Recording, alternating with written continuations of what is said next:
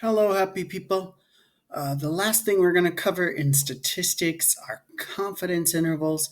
So we learned what it was to be a distribution of the population mean and a distribution of the population sample, or a proportion, excuse me. So we are going to do confidence intervals for the population mean and confidence intervals for the population proportion.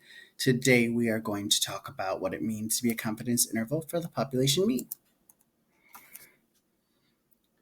So here's what a confidence interval is. I'm going to pause here for a second so you can pause the video and write it in your notebook. And when you are ready to go, just hit play again. So confidence interval is just a formula that tells how to use the sample data to calculate an interval that estimates an unknown parameter. So for example, today we're going to make an interval for the population mean given the sample mean. And a point estimator is a formula that tells us how to calculate a single number that can be used to estimate an unknown parameter. So in today's case, again, the sample mean for the population mean.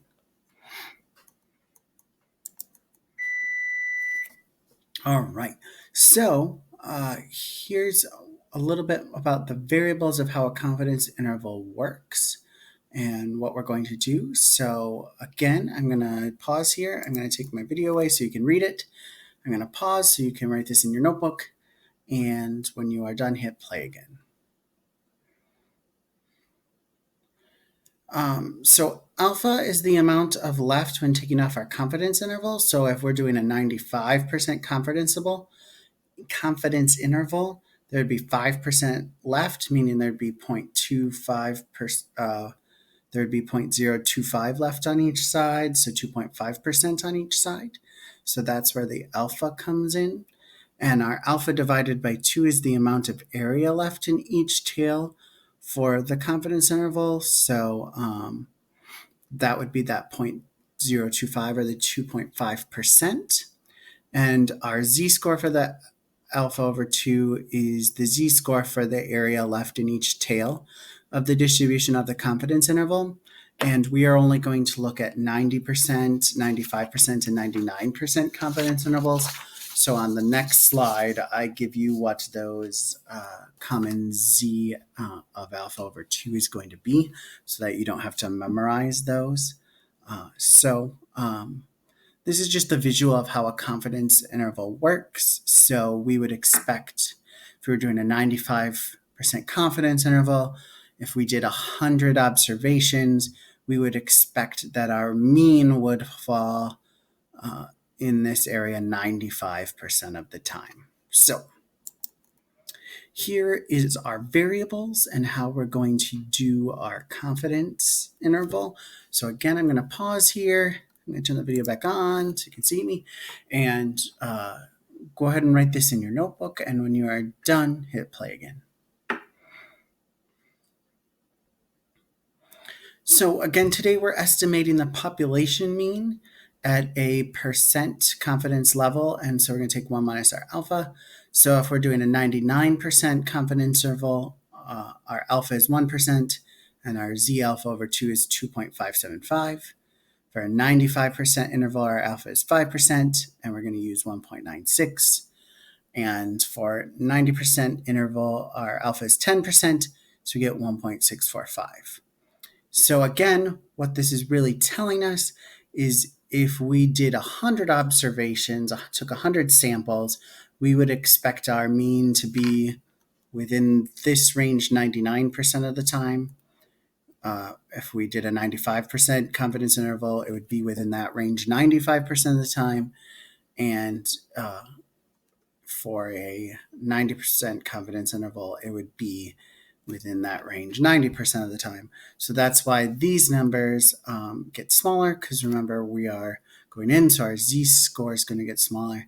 And so it's going to be a tighter interval for a 90% interval than a 99, because if we want to cover 99% of everything, these are a little bigger. So here's our formula. We're going to take our sample mean minus our z alpha over 2, so one of these three numbers, times the standard deviation that we're going to be given over our square root of our sample size. you may recognize this as our standard error. So it's really our mean times our z alpha times our standard error. And then on this side, it's going to be plus instead of minus. So our mean plus our z alpha over 2 times our standard error. So let's do an example.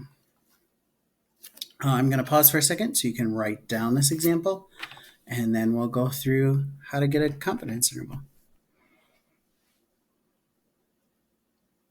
All right, so a large airline wants to estimate its average number of unoccupied seats per flight over the past year.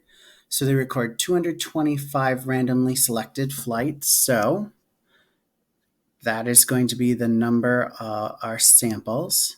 So our n is going to be 225. And the number of unoccupied seats, the sample mean, so our x bar is going to be 11.6 with a standard deviation of 4.1 seats. And we're going to use a 90% confidence interval.